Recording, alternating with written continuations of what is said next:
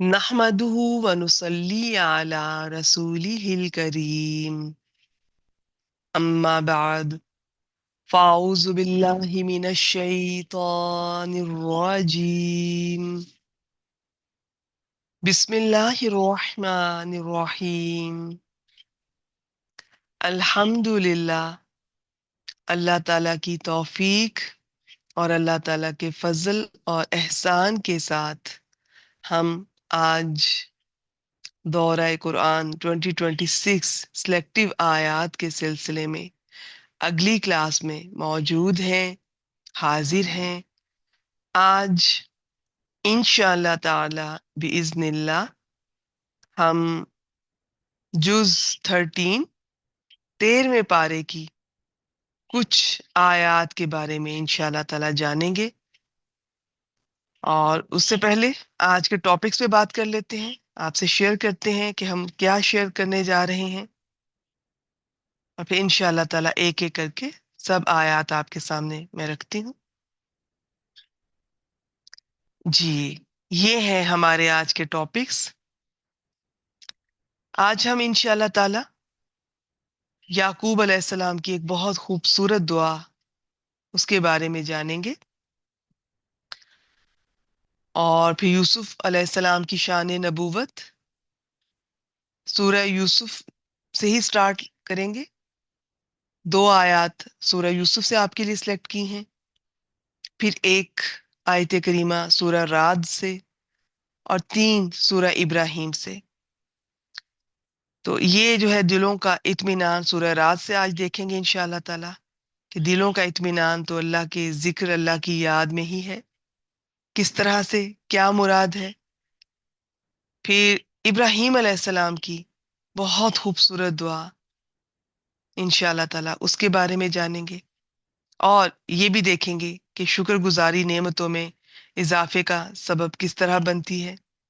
تو آج کا جو یہ ہمارا پارہ ہے، جز ہے، اس میں پیغمبروں کے بارے میں انشاءاللہ تعالی، تو اللہ تعالیٰ نے توفیق دی تو نیکسٹ ٹائم انشاءاللہ تعالی، یا اگر سارا سال کا بھی موقع ملا تو انبیاء کرام رضوان علیہم السلام، ان کے بارے میں انشاءاللہ تعالی آپ سے بات ہوگی، چاہے مختصر ہو۔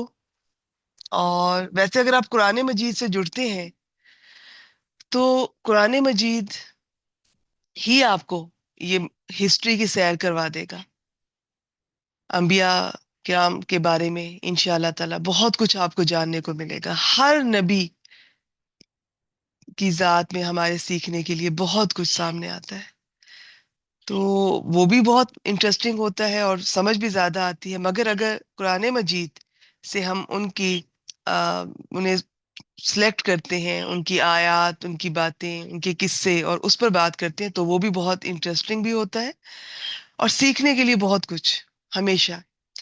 یاد رکھیے گا، جو اللہ تعالیٰ کے نیک بندے ہوتے ہیں، اللہ والے ہوتے ہیں، جو سب سے بڑھ کر اللہ تعالیٰ سے محبت رکھتے ہیں، جن کا جینا مرنا اللہ تعالیٰ کے لیے، جو بھی کرتے ہیں اللہ تعالیٰ کے لیے، کسی کام سے رکتے ہیں تو اللہ تعالیٰ کے لیے، اپنی پسند ناپسند پیچھے کر دیتے ہیں اور اللہ تعالیٰ کی پسند ناپسند کو پریفر کرتے ہیں، تو اللہ تعالیٰ، انبیاء کی تو خیر شان ہی نرالی ہے، ان کی تو کیا ہی بات ہے، میں باقی اچھے لوگوں کی بات بھی کر رہی ہوں، اللہ تعالیٰ ان کا بعد میں آنے والوں کے لیے بھی ان کا ذکر باقی رہتا ہے، بعد میں آنے والے بھی ان کے بارے میں جانتے ہیں۔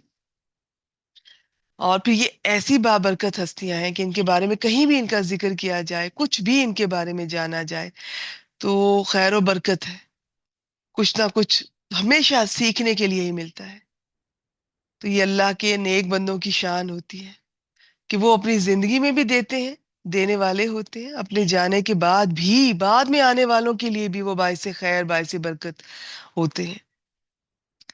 تو اپنے بچوں کو ضرور میں یہ ریکمینڈ کروں گی، آپ نیت ضرور کیجئے، کوشش بھی کیجئے گا، اگر آپ خود کروا سکیں تو کیا ہی بات ہے، سبحان اللہ۔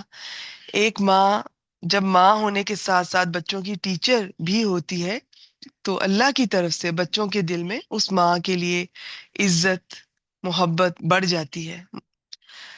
تو قرآن مجید بھی خود کوشش کریں. اگر خود نہیں کوشش کر سکتے، یعنی کہ ابھی آپ خود بھی نہیں اس کے بارے میں جانتی، تو پہلے علم حاصل کیجئے. بچوں کو سکھانے کی نیت کریں گی نا، تو اللہ تعالیٰ ان شاء اللہ تعالیٰ آپ کو بھی سکھا دیں گے. اور صرف ایک وقت ایسا آئے گا کہ آپ کو لگے گا کہ صرف میں اپنے بچوں کو کیوں، میں باقی بچوں کو بھی سکھاؤں. وہ بھی تو میرے بچے ہیں، مسلمان ہیں، سب کو سکھانا ہے، بلکہ غیر مسلموں کو بھی. تو یہ نیت ضرور کیجئے. اللہ تعالیٰ آپ کو توفیق دیں. اور قرآن مجید بھی آپ اپنے بچوں کو کسی نہ کسی طرح، میں نہیں کہتی کہ 100% آپ تجوید کے ساتھ یا ترجمہ تفسیر کسی نہ کسی طرح سے، آ، اور کچھ نہیں تو بیچ میں سے انبیاء کے جو قصص الانبیاء کے نام سے بہت سی کتابیں مل جاتی ہیں آسان، اب تو اردو میں مل جاتی ہیں. آپ وہ سارا سال نہیں تو رمضان میں کوئی روٹین بنا لیجئے، 15 منٹ بس لے لیجئے، زیادہ ٹائم نہ لیجئے، بچے بور نہ ہو جائیں. ویسے بور نہیں ہوں گے انشاءاللہ تعالی، لیکن چونکہ یہ ایک مختلف تجربہ ہوتا ہے، اور یہ پڑھانے والے پہ بھی ڈیپینڈ کرتا ہے کہ وہ کس طرح سے اس بات کو لے کر چل رہا ہے. تو یہ چیز ویسے میں نے آبزرو کی ہے، میرا اپنا ایکسپیرینس ہے کہ قرآن مجید جب ہم لے کر بیٹھتے ہیں کسی کو بھی، اس کے لیے بہت زیادہ ایفرٹ نہیں کرنی پڑتی. یہ خود اتنا انٹرسٹنگ ہے، اتنا دلچسپ ہے، یہ اپنے پڑھنے والے کو کبھی بور نہیں ہونے دیتا. آپ سیکوینس سے بھی پڑھتے آئیں گے نا، تو ہر کچھ آیات کے بعد مضمون بدل جاتا ہے، ٹاپک بدل جاتا ہے، بات بدل جاتی ہے. کبھی ماضی کی باتیں ہماری عبرت کے لیے، پرانی قوموں کے قصے شروع ہو جائیں گے، ہمیں وہ بھی دلچسپ لگتے ہیں کہ وہ کیا کرتے تھے، وہ لوگ کیا غلطیاں کرتے تھے جو ہم نے نہیں کرنی. اور پھر کبھی یہ سیرت النبی صلی اللہ علیہ وآلہ وسلم کے بارے میں جاننے کے لیے ملے گا. آپ کو عرب کے کلچر کے بارے میں بہت کچھ جاننے کو ملے گا، ان لوگوں کے بارے میں، مشرکین عرب، مشرکین مکہ، پھر یہود، مختلف آپ کو جو مذاہب ہیں، یہود و نصارہ، ان کے بارے میں. تو وہ بدلتے رہتے ہیں ٹاپکس. پھر کبھی فیوچر، کبھی جنت، کبھی جہنم. تو وہ انسان اتنی دلچسپی اس کی بڑھتی رہتی ہے.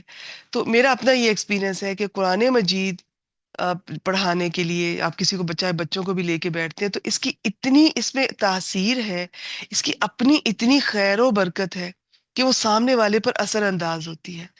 بس صرف کوشش یہ کرنی ہے کسی ماں نے کہ اپنی نیت خالص کریں، وقت نکالیں، خود بھی نکالیں، اپنے بچوں سے بھی. اور بچوں سے اس معاملے میں ویسے تو بچوں کو یہ سکھانا چاہیے کہ جب آپ کسی ٹیچر سے آپ نے کچھ پڑھنا ہے، سیکھنا ہے، چاہے وہ آپ کی والدہ ہی ہیں، لیکن چلے باقی ٹیچر سے، تو ان کے ٹائم کے مطابق چلیں. بچوں کو یہ باتوں باتوں میں دیکھیں، الگ سے لیکچر دینے کی ضرورت نہیں پڑتی ایک ماں کو. وہ ماں جس نے اپنے بچوں کو ٹائم دیا ہے ان کے بچپن میں، تو آپ کو الگ سے یہ ٹاپک ڈسکس کرنے کی ضرورت نہیں پڑے گی کہ آؤ بچوں آج استاد کا احترام پڑھتے ہیں، یا آؤ بچوں آج بزرگوں کا احترام پڑھتے ہیں، آؤ بچوں آج والدین کا احترام پڑھتے ہیں. جب ایک ماں اپنے بچے کو اس کی زندگی کے، بچے کی زندگی کے ابتدائی سالوں میں وقت دے رہی ہوتی ہے نا، تو وہ یہ سب چیزوں پر جب عمل کرتی نظر آئے گی تو بچہ خود ہی سیکھے گا. آپ اپنے والدین سے کیسے بات کرتی ہیں، انہیں کتنا وقت دیتی ہیں، کتنا ان کا خیال کرتی نظر آتی ہیں، اپنے ساس سسر کا کس طرح احترام کرتے نظر آتی ہیں، تو یہ بچہ دیکھ رہا ہے آپ کو. پھر آپ کہتی ہیں کہ باتوں باتوں میں ہی ان بچوں کو یہ پتا ہو کہ جب کسی ٹیچر سے آپ نے پڑھنا ہے، سیکھنا ہے، تو ٹیچر سے اس کے مطابق ٹائم لیتے ہیں. وہ کیا کہتے ہیں کہ پیاسا کنویں کے پاس جاتا ہے، کنواں پیاسے کے پاس نہیں آتا. لیکن بچوں سے اس معاملے میں کہوں گی کہ جب سٹارٹ میں دلچسپی پیدا کرنے کے لیے آپ بچوں کا ٹائم ان سے پوچھیں کہ آپ کو کیا سوٹ کرتا ہے. پھر ایک دو کلاسز جب آپ کے ساتھ لیں گے، انہیں یہ سب اتنا انٹرسٹنگ لگے گا انشاءاللہ تعالی، تو پھر وہ ٹائم آپ کے مطابق بھی وہ آپ لے کر چل سکتے ہیں. مگر سٹارٹ میں تھوڑی سی اب قربانی دینی پڑے گی. بچوں سے پوچھیں انہیں کون سا ٹائم سوٹ کرتا ہے. ظاہر ہے آج کل کے بچوں پہ ذمہ داریاں بھی بہت ہیں. ہم لوگ پہلے انہیں اسکول بھیجو، پھر آتے ہی ٹیوشن یا اکیڈمی، یا کہیں نہ کہیں قاری صاحب بھی ہم نے اسی طرح سے ٹائم ان کا ہوتا ہے. کیونکہ خود تو ہم نے بالکل ٹائم نہیں دینا ہوتا نا بچوں کو، نہ دنیا کا پڑھاتے ہیں نہ دین کا پڑھاتے ہیں. تو سب کو یا گھروں میں بلاتے ہیں یا بچوں کو ادھر بھیج رہے ہوتے ہیں. رات کو واپس آتے ہیں تو کسی نے اگر ہوم ورک انہیں کروا دیا ہو ٹیوشن سینٹر پہ یا اکیڈمی میں تو ویل اینڈ گڈ، ادروائز بچہ آ کے وہ بھی کرتا ہے، کل کے ٹیسٹ کی تیاری بھی کرتا ہے، تو وہ تو بالکل دنیا سے کٹ آف ہو جاتا ہے. تو ٹھیک ہے کچھ مجبوریاں بھی ہیں، لیکن جہاں جس حد تک آپ یہ بچے کی زندگی میں یہ برڈن کم کر سکیں ضرور کم کریں. اور محنت کی عادت ضرور ڈالیں، مگر بیچ میں یہ تھوڑا سا ٹائم اس طرح کی ایکٹیویٹیز کا بھی رکھیں، اور غیر ضروری بوجھ نہ ڈالیں۔ بچے کو خود محنت کرنے کی عادت ڈالیں تو اسکول کالج اس کے لیے کافی ہو سکتے ہیں، اور ضروری نہیں ہے کہ سارا سال اسے ٹیوشن پہ بھیجا جائے، چلیے آخر میں ٹیسٹ دلوا لیں یا چھٹیوں میں پڑھوا لیں اور باقی سارا سال اس کا برڈن کم کر دیں، ڈبل ڈبل نہ پڑھنا پڑے۔ چلیں یہ ٹاپک تو انشاءاللہ تعالیٰ میں بیچ میں آپ کے ساتھ میں بات کرتی رہوں گی۔ پھر اگر آپ کے اپنے بچے نہیں ہیں، ابھی آپ ان میرڈ ہیں یا نہیں ہیں یا پاس نہیں ہیں آپ کے، تو سب بچے ہمارے ہی تو ہیں۔ ایسی میری بہت سی جاننے والیاں مجھے میرے ابھی بھی ہیں، ماشاءاللہ وہ اپنے بلڈنگ اپنے محلے سے بچوں کو اکٹھا کر کے شام کو ہفتے میں ایک دفعہ دو دفعہ جو بھی سہولت ہے انہیں پڑھاتی ہیں، درس دیتی ہیں، کچھ سکھاتی ہیں فی سبیل اللہ۔ تو آپ یہ ضرور کسی نہ کسی لیول پر کریں۔ یہ بھی نہیں کر سکتے، گروپ بنا لیجئے آن لائن، بچوں کو نہیں تو بڑوں کو، اپنی دوستوں کو، اپنی رشتہ داروں کو۔ میں اکثر یہ کہتی ہوں کہ ہم رشتہ داروں کی برائیاں ہی کرتے رہتے ہیں، ان سے ہمارے گلے ہی نہیں ختم ہوتے۔ یہ شریکیں ہیں، یہ ہیں، وہ ہیں، انہوں نے فلاں وقت پہ ہمارے ساتھ یہ کیا، کچھ نہیں کرتے، کچھ نہیں دیتے۔ آپ قرآن مجید سے جڑیں گے تو آپ کو اندازہ ہوگا کہ اللہ تعالیٰ کو تو یہ چیز زیادہ پسند ہے کہ وہ کریں نہ کریں، وہ آپ کو کچھ دیں نہ دیں، آپ نے ان کو دینا ہے۔ یہ چیز اللہ تعالیٰ کو پسند ہے۔ صلہ رحمی کہتے ہی اسے ہیں کہ دینے والا بننا ہے۔ رشتہ دار آپ کے ساتھ کٹ آف بھی کریں، آپ نے صلح کرنے والا بننا ہے، آگے بڑھ کر ملنے والا بننا ہے۔ اب اس میں یہ نہیں ہے کہ آپ ہر روز ان کے گھر میں جاتی ہیں اور وقت زیادہ لگاتی ہیں، جب بھی موقع ملے تو کسی نہ کسی بہانے سے، کسی نہ کسی طریقے سے آپ انہیں وقت دیں۔ آپ فون کر سکتی ہیں، آپ گفٹ کوئی کر سکتی ہیں، اور کچھ نہیں تو اس طرح سے آپ کوئی گروپ بنا سکتی ہیں جس میں ان کی سہولت کے مطابق چاہے ہفتے میں ایک بار، تو جہاں ہم دنیا کی باتیں کرتے ہیں، دنیا کی باتیں کریں گے نا تو دلوں میں دوری پیدا ہوتی جائے گی، دل کھنچتے جائیں گے ایک دوسرے سے، دور ہوتے جائیں گے، بات کرتے کرتے کہیں نہ کہیں وہ ایک نا بے برکتی ہوتی ہے دنیا کی باتوں میں، آپ مس انڈرسٹینڈنگز بہت ہوں گی اور وقت ضائع ہوگا۔ آپ کر کے دیکھ لیجیے، لیکن جب آپ دین کا ٹاپک ہوگا نا آپ کا، تو اس میں اتنی برکت ہوگی، وقت میں بھی برکت ہوگی۔ پھر آپ کو یہ اللہ کی طرف سے ہے۔ یہ جو دین والے ہوتے ہیں نا، آ، جو بھی چاہے کوئی کسی بھی کلاس میں ہے، فزیکل کلاس ہے، آن لائن کلاس ہے، اللہ تعالیٰ ہمارے دلوں میں نا ایک دوسرے کے لیے محبت پیدا کر دیتے ہیں۔ ہمیں یہ جو دینی بہن بھائی ہوتے ہیں نا، یہ اپنے خونی رشتوں سے بڑھ کر پیارے لگتے ہیں، اور ہم ان سے محبت بھی اللہ کے لیے کرتے ہیں، ہمیں کوئی ذاتی فائدہ نہیں ہے۔ اور آن لائن کلاسز میں تو بہت، ہم ایک دوسرے کو بالکل جانتے بھی نہیں، دیکھا بھی نہیں ہوتا، لیکن اتنے پیارے لگتے ہیں۔ اس نام سے کوئی میسج آتا ہے، ان نون نمبر سے کوئی میسج آتا ہے جی کہ ہم نے کورس کرنا ہے، قرآن مجید سے جڑنا چاہتی ہیں، پڑھنا چاہتی ہیں، آپ ہمیں سکھا دیں۔ اتنی خوشی ہوتی ہے۔ ان کا ابھی نام بھی نہیں پوچھا ہوتا، ابھی یہ بھی نہیں پتا ہوتا وہ کون ہے، کس شہر میں ہے، کیا سٹیٹس ہے ان کا، وہیں پر صرف قرآن مجید کا ذکر آیا اور دل میں محبت اللہ نے ڈال دی۔ پھر جیسے جیسے ہم جڑتے ہیں، پڑھتے ہیں، ساتھ چلتے ہیں، تو اللہ کی طرف سے نا ایک محبت، احترام، مس انڈرسٹینڈنگ بلا وجہ نہیں ہوتی ہے، بہت کم، وقت نہیں ضائع ہوتا۔ یہ آپ آزما کر دیکھ لیجئے۔ تو آج میں یہی کہنا چاہوں گی کہ جو بھی سیکھیں ساتھ ساتھ سکھائیں۔ فزیکل سکھا سکتی ہیں، فزیکل کلاس لے سکتی ہیں، اچھی بات ہے، نہیں تو گروپ بنا لیجئے۔ اب یہ نہ دیکھیں اس میں 3 لوگ ہیں یا 300 لوگ ہیں، ایک ہے یا 100 یا 1000، نہ دیکھیں، تعداد کو کبھی نہ دیکھا کریں، کیونکہ اللہ تعالیٰ بھی تعداد نہیں دیکھتے ہیں، اللہ تعالیٰ آپ کی کوشش دیکھتے ہیں۔ ہو سکتا ہے کہ ایک شخص ہزاروں کو دین کا علم دے رہا ہے لیکن وہ صحیح نہیں دے رہا ہے، انہیں اپنے مسلک اور یا فرقے کی طرف لے کر آ رہا ہے، اور ایک شخص چند ایک لوگوں کو دور دراز کسی علاقے میں بیٹھ کے اللہ سے جوڑ رہا ہے، اور وہ اللہ کو زیادہ محبوب ہے۔ اور اللہ تعالیٰ نے قرآن مجید میں اس بات کا میں مفہوم بتا دیتی ہوں کہ یہ جو رب والے ہوتے ہیں نا، وہ اللہ سے جوڑتے ہیں، اپنے آپ سے نہیں جوڑتے کہ مجھ سے جڑ جاؤ، میری جماعت سے جڑ جاؤ، میرے مسلک سے جڑ جاؤ۔ تو ہم نے بھی کس سے جوڑنا ہے؟ اللہ سے جوڑنا ہے، چاہے بچے ہیں، چاہے بڑے ہیں، چاہے رشتہ دار ہیں۔ تو اتنی برکت ہے قرآن مجید کے حوالے سے، آپ کسی سے ملیں گی، کسی سے بات کریں گی، کسی کے ساتھ وقت گزاریں گی، اس وقت میں برکت آ جائے گی۔ اور یہ آپ کا تجربہ شاید آپ الفاظ میں بیان نہ میں کر سکوں نہ آپ کر سکیں، لیکن یہ محسوس ضرور ہم کریں گے انشاءاللہ تعالیٰ۔ تو اب رمضان ماشاءاللہ شروع ہو چکا ہے، اور ہم اللہ کی برکت سے، اللہ کی توفیق سے، آج ہمارا 13واں پارہ ہے انشاءاللہ تعالیٰ۔ تو اب آپ یہ کوشش کیجئے گا، جہاں میں بار بار یہی کہتی ہوں کہ قرآن مجید سے جڑنا ہے، کورسز کرنے ہیں انشاءاللہ، ایک بار ضرور پراپر مکمل قرآن مجید کا، اس کے بعد جڑے رہنا ہے. اور پھر اب آج یہ بھی انشاءاللہ تعالیٰ کہ جو سیکھتی ہیں اسے چھوٹے سے لیول پہ آپ سکھانا شروع کر دیں. اللہ تعالیٰ آپ سے دین کا کام لیں، بڑے پیمانے پہ لیں. تو اس میں کوئی شک نہیں کہ اللہ تعالیٰ انشاءاللہ تعالیٰ دعا کریں کہ زیادہ سے زیادہ لوگوں تک ہم قرآن مجید اللہ تعالیٰ کا پیغام پہنچا سکیں. زندگی کا کوئی مقصد ہونا چاہیے، عام لوگوں کی طرح نہیں کہ بس آئے اور کھایا پیا اور لڑائی جھگڑے کیے اور کچھ نہیں، تو بس شادی بچے اور بس چلے گئے دنیا سے، یا تو دنیا کمانے کے پیچھے ساری زندگی گزار دی، اپنوں کو بھی وقت نہ دے سکے. زندگی کا کوئی بڑا مقصد ہونا چاہیے. یہ کام تو ساتھ ساتھ ہوتے رہتے ہیں، یہ کام تو جانوروں سے بھی اللہ تعالیٰ لے رہے ہوتے ہیں، وہ ان کا بھی چل رہا ہوتا ہے سسٹم، ہمارا بھی چلتا رہے گا انشاءاللہ تعالیٰ. یہ کام بالکل ہونے چاہیے. اپنے اپنوں کو، پیاروں کو بالکل وقت بھی دیں اور ان کے ساتھ وقت گزاریں، تو ان کے بارے میں سوچیں جو کچھ آپ ان کے لیے کر سکتے ہیں. مگر یہ زندگی کے ساتھ ساتھ چلنا چاہیے، یہ مقصد نہیں ہونا چاہیے. مقصد کوئی بڑا ہونا چاہیے. آپ کا دل نہیں کرتا کہ ہم دنیا میں ایک بار آئے ہیں، ایک بار بھیجے گئے، بس ایک بار یہاں سے گئے تو گئے، واپس نہیں کوئی آئے گا. تو کیوں نہ کچھ کر کے جائیں اس زندگی میں، اس دنیا میں کچھ ایسا کریں جو رب کو راضی کر دے اور کسی بھلا ہو اس کائنات کا، لوگوں کا، اور اللہ کا پیغام لوگوں تک پہنچائیں کسی بھی لیول پر، کسی بھی طرح سے.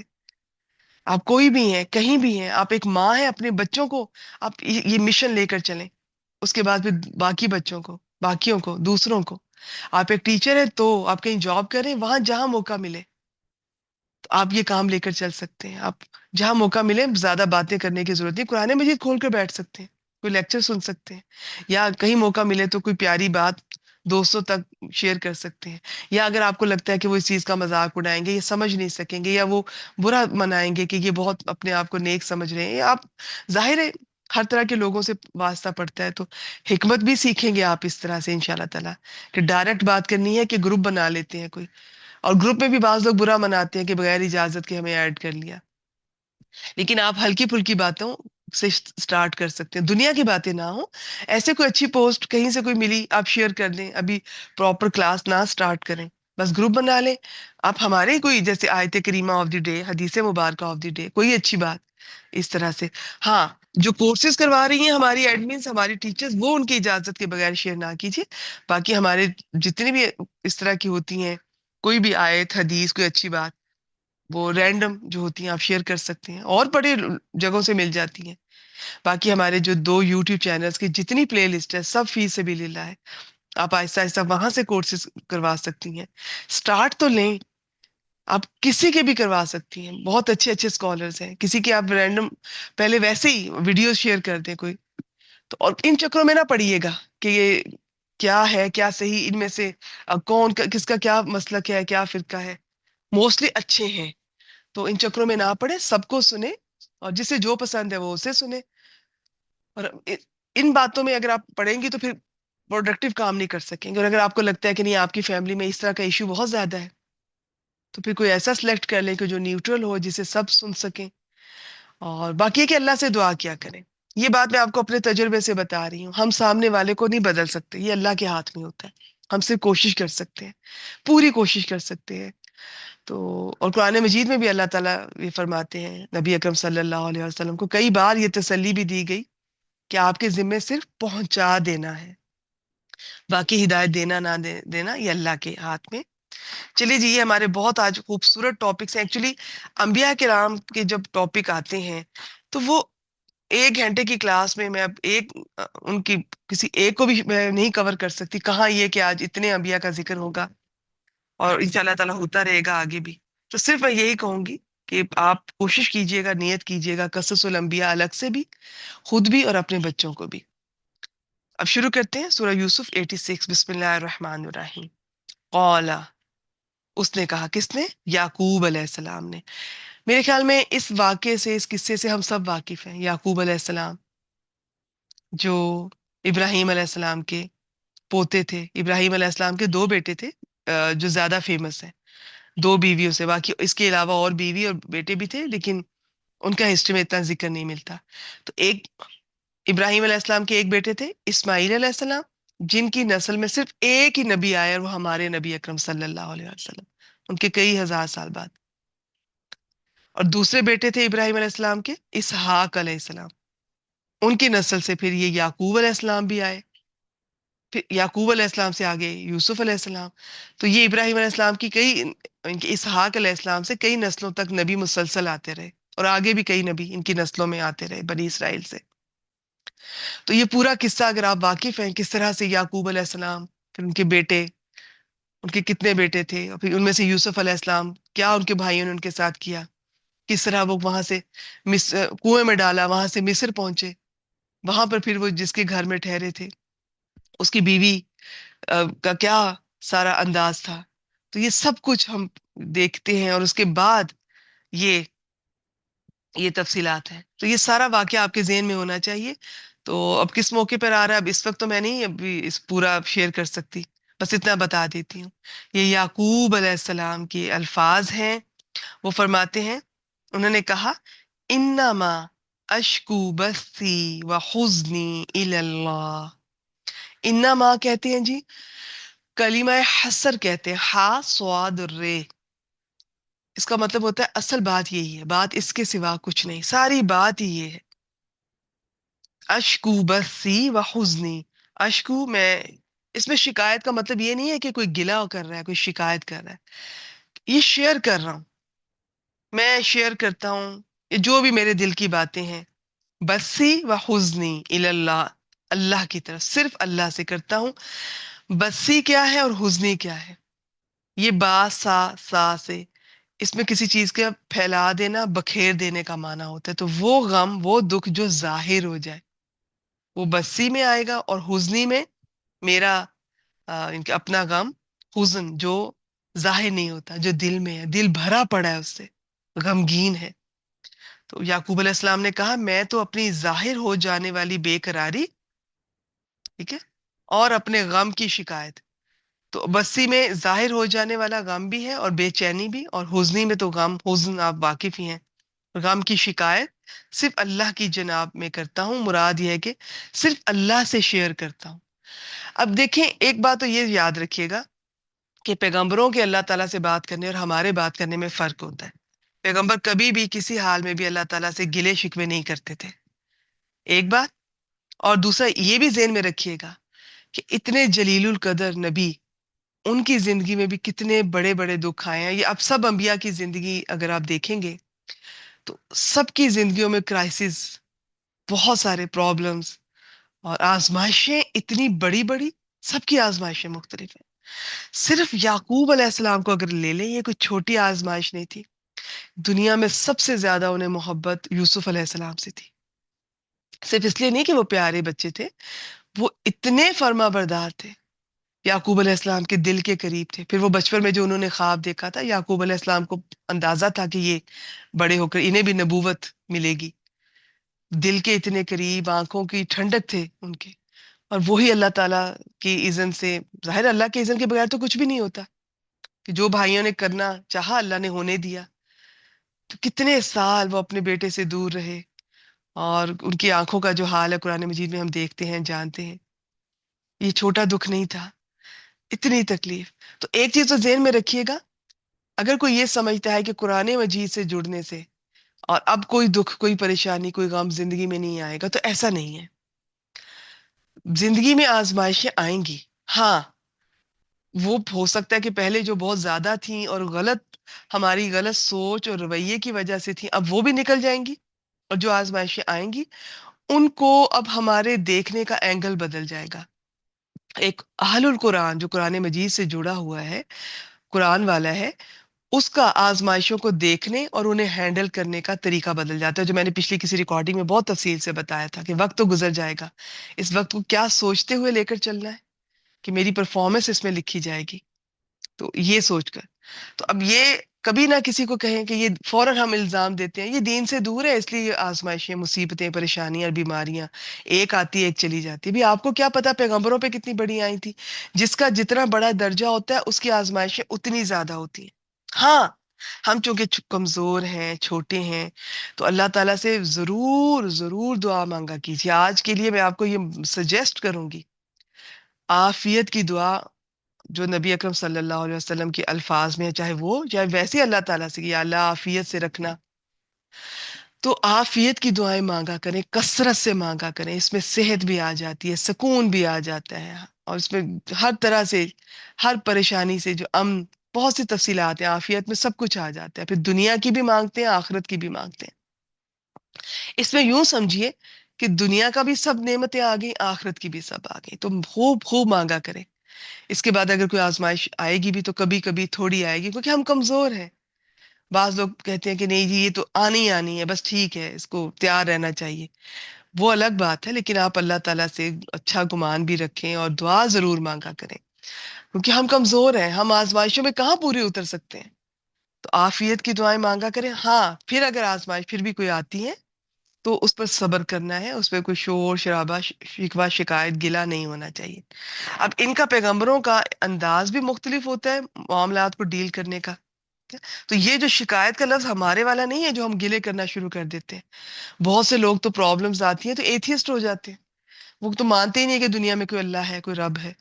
یا بہت سارے لوگ کھلم کھلا گلا کرتے ہیں کہ دیکھو اللہ نے میرے ساتھ کیا کیا. جہاں بیٹھتے ہیں وہ اپنی مصیبتوں کا رونا رونے لگ جاتے ہیں. نہیں، جو پرابلم ہے اللہ سے بالکل شیئر کریں کہ یہ مشکل آن پڑی ہے، میری مدد کریں، میں ہینڈل نہیں کر پا رہی ہوں، اب یہ مسئلہ ہے، اب یہ مسئلہ ہے.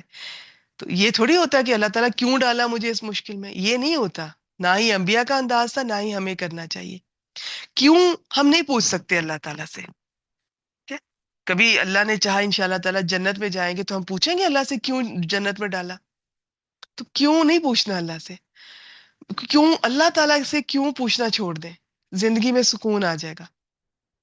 آپ ایک بار مان لیں کہ میں چھوٹی ہوں، کمزور ہوں، وہ علم والا ہے، وہ حکمت والا ہے، بس جو کر رہا ہے وہ اسی میں میری بہتری ہے. کئی بار زندگی میں ایسا ہوتا ہے، میں نے جو مانگا وہ مل گیا تو لگا کہ او ہو، یہ تو مصیبت میں پڑ گئے. یہ تو کیا وقت تھا کہ جب یہ مانگا، نہ ہی مانگا ہوتا، نہ ہی یہ چیز ملی ہوتی. تو جو چیز ملتی ہے اس میں بھی اللہ کی حکمت ہے، مصلحت ہے، علم ہے. شکر الحمدللہ. نہیں ملتی اس میں بھی حکمت ہے، مصلحت ہے، علم ہے.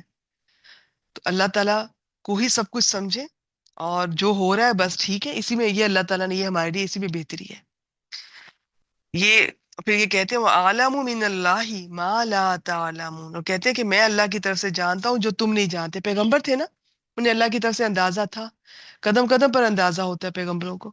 پہلے یہ تھا کہ بیٹے کو نبوت ملے گی، پھر یہ بھی تھا کہ بیٹا ملے گا ایک دن، اور بھی جو کچھ بہت ساری تفصیلات جو ہم نہیں جانتے، جو وہ انہیں پیغمبر ہونے کی حیثیت سے اللہ کی طرف سے انہیں علم تھا. اب نہ ہم پیغمبر ہیں، عام سے انسان ہیں، نہ ہمارا وہ لیول ہے کہ ہمیں یہ پتا ہو کہ جی اللہ تعالیٰ کی طرف سے جو پیغمبر جانتے تھے. اور اب ہم نے کیا کرنا ہے ایک انسان کی حیثیت سے، جو بھی معاملات زندگی میں آئے نا، ہر روز ہر روز جو سامنے آتا جائے واقعہ معاملہ، اللہ تعالیٰ کی طرف سے سمجھتے ہوئے خاموشی اختیار کریں، صبر کریں، دعا کریں. ٹھیک ہے؟ اور باقی یہ ہے کہ اس کو اللہ تعالیٰ کی طرف سے سمجھیں اور انتظار کریں، صبر کریں. اور گلا شکوہ واویلا ایسا کچھ نہیں. اور دوسروں پہ بھی الزام نہ لگایا کریں فوراً، یہ دین سے دور ہے اس لیے ایسا نہیں. خود پہ بھی کوئی تکلیف آ گئی ہے تو بھی صبر کریں، کسی پر آئیے تو اسے بھی حوصلہ دیں. تو یعقوب علیہ السلام کا تو یہ صبر مشہور ہے ان کا بھی، جس طرح ایوب علیہ السلام کا. اور یعقوب علیہ السلام کی گریہ زاری بھی مشہور ہے، ان کا رونا. اب دیکھیں وہ پیغمبر ہو کے رویا کرتے تھے. تو رونا بری بات نہیں ہے، رونا تو بہت اچھی بات ہے. رونا تو اللہ کی رحمت کی نشانی ہے. ہمارے ہاں بچے روتے ہیں تو ہم انہیں فوراً چپ کروا دیتے ہیں. لڑکوں کو ہم ویسے ہی نہیں رونے دیتے، لڑکی ہو کے رو رہے ہو. بھی رونا تو اچھی بات ہے، کوئی روتا ہے دل بھی ہلکا ہو جاتا ہے. ہاں، دنیا کے سامنے نہ رویا کریں، اللہ کے سامنے رویا کریں. بس خوب خوب رویا کریں. جو اللہ کے سامنے روتا ہے نا اسے پھر دنیا کے سامنے نہیں رونا پڑتا.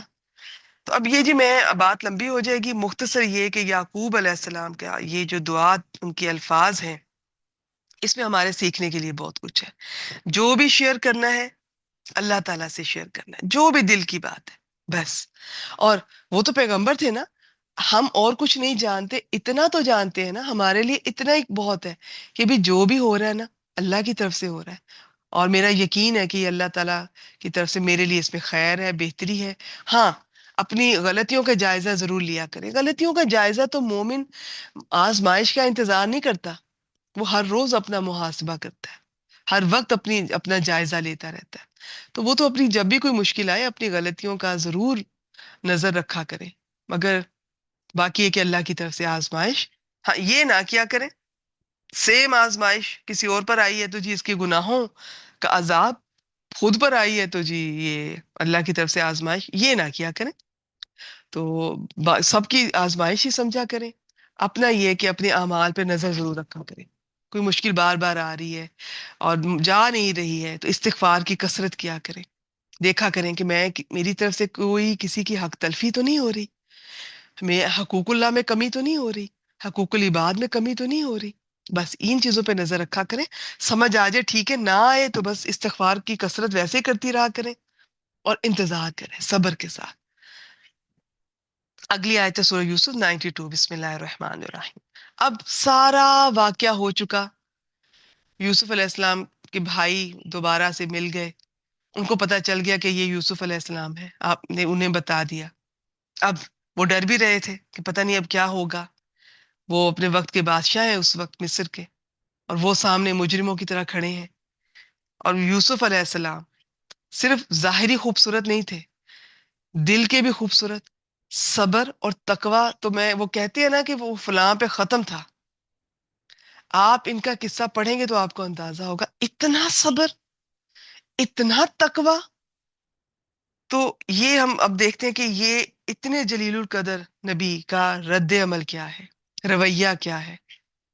بھائیوں نے کیا تکلیفیں نہیں دی، اور قرآن مجید میں تو بس وہ تکلیفیں ہیں جو ہمیں بتائی گئی ہیں. اب قرآن مجید آپ کو ان کی زندگی کے سارے ماہ و سال ایک ایک واقعہ تو نہیں بتا سکتا. قرآن مجید کوئی بھی باتوں پہ وقت نہیں لگاتا ہے، وہ اتنی بات کرتا ہے جتنی ضروری ہے. اب بھائیوں نے کہاں کہاں ستایا ہوگا، کہاں کہاں تکلیف دی ہوگی، اب فائنل کنویں میں ڈال دیا. کبھی محسوس کیجئے کوئی آپ کو اس طرح اندھیرے کنویں میں ڈال کر چلا جائے، آپ پکارتے رہ جائیں، چیختے رہ جائیں، اور اس کے بعد پھر کس طرح سے مصر کے بازار میں بیچا جائے، اور وہاں پر جو حالات پیش آئے اس کی بیوی کی طرف سے، وہ سچویشن، پھر جیل میں ڈالا گیا اور انتظار کر رہے ہیں. تو یہ ہم سوچ بھی نہیں سکتے.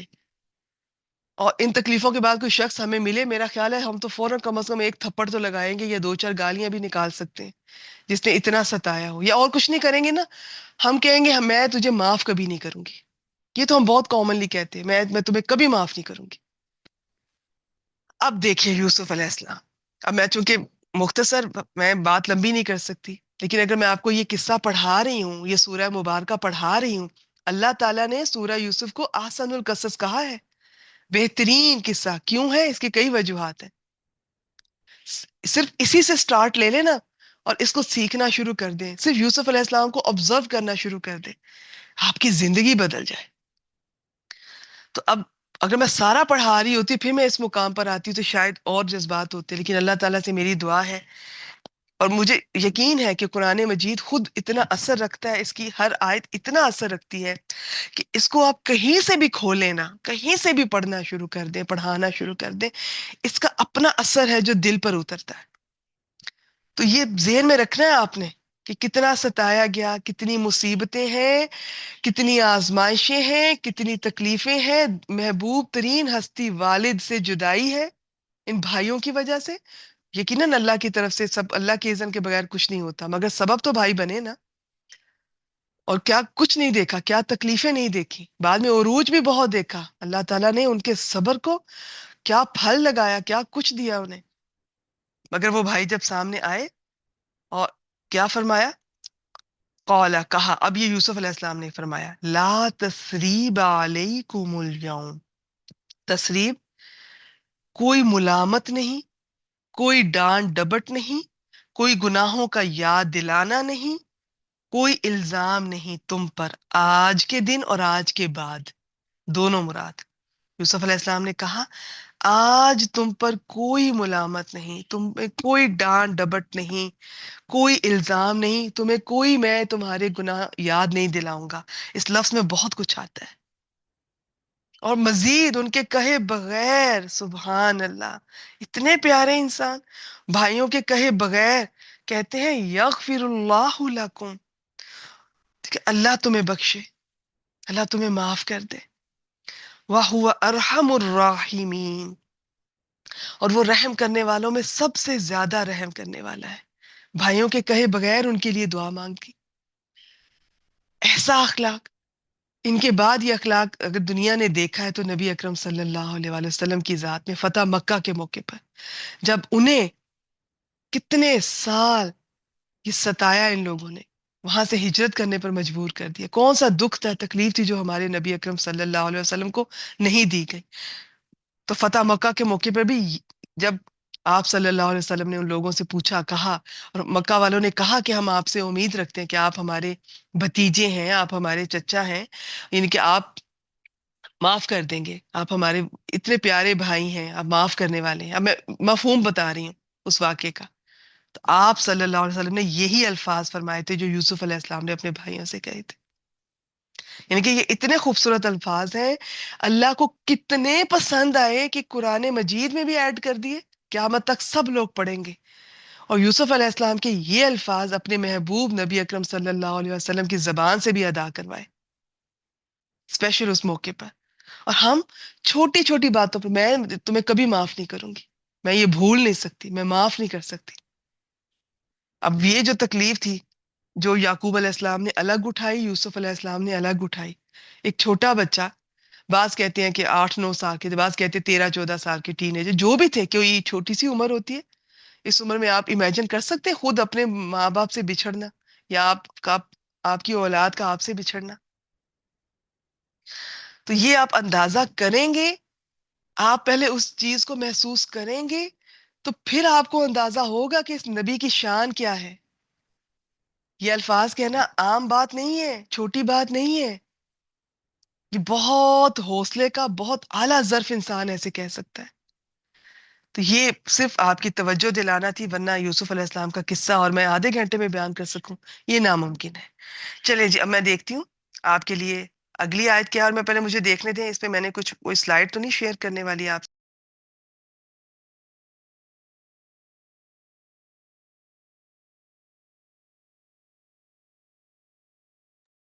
جی، سلائیڈ میرے خیال میں اگلی آیات کی ہیں، اس سے ریلیٹڈ کوئی نہیں ہے۔ اب اگلی آیت دیکھتے ہیں کون سی ہے۔ اب سورہ رعد شروع ہوگی، اس کی 28ویں آیت آپ کے لیے سلیکٹ کی ہے، پہلے بھی اس پہ بات ہو چکی ہے، ایسے یاد دہانی کے لیے، کیونکہ اس میں جو لفظ ہے نا ذکر، اس کے کئی معنی ہیں، اس کے ایک معنی یاد دہانی بھی ہے۔ بسم اللہ الرحمن الرحیم، الذین آمنوا وتطمئن قلوبہم بذکر اللہ، وہ لوگ جو ایمان لائے اور ان کے دل اللہ کے ذکر سے، اللہ کی یاد سے ہی اطمینان پاتے ہیں۔ اللہ، جان لو، سن لو، آگاہ رہو، خبردار، یہ حرف تنبیہ، اس کے کئی معنی ہوتے ہیں۔ بذکر اللہ، اللہ کی یاد سے ہی، تطمئن القلوب، دل اطمینان پاتے ہیں۔ اچھا جی، جس کانٹیکس میں بات ہو رہی ہے، اب میں یہاں پڑھا تو نہیں رہی ہوں، وہاں پر چونکہ ذکر کا مطلب بہت سارے مطلب ہوتے ہیں، تو ایک مطلب اس کا جو ہے وہ جس کانٹیکس میں بات ہو رہی ہے اس کے مطابق اس کا ترجمہ اور تفسیر بیان کی جاتی ہے، لیکن میں اس کانٹیکس میں بات نہیں کر رہی، آپ سے ویسے ہی شیئر کر رہی ہوں۔ تو جو ذکر ہے نا، اس کے کئی معنی ہوتے ہیں، اس میں یاد کرنا بھی ہوتا ہے، کسی کو بھولی ہوئی بات یاد دلانا بھی ہوتا ہے، اس میں اس کا معنی نصیحت بھی ہوتا ہے، یاد دہانی بھی ہوتا ہے، اور یاد رکھنا بھی ہوتا ہے۔ سب سے امپورٹنٹ جو اس کا معنی ہے یاد رکھنا ہے۔ میں نے نماز پڑھی، یہ بھی ذکر ہے، میں نے اللہ کو یاد کر لیا۔ میں نے تلاوت کی، یہ بھی ذکر ہے، میں نے اللہ کو یاد کر لیا۔ میں نے تسبیح کی، یہ بھی ذکر ہے، میں نے اللہ کو یاد کر لیا۔ مگر اس کے بعد دو نمازوں کے بیچ میں مجھے اللہ یاد ہی نہ رہا، لوگوں سے معاملات کیے، اپنی ڈیوٹی، جاب، نوکری، کہیں بھی وہاں مجھے اللہ یاد ہی نہ رہا۔ تو ذکر صرف یاد کرنا ہی نہیں ہوتا، یاد رکھنا بھی ہوتا ہے۔ جی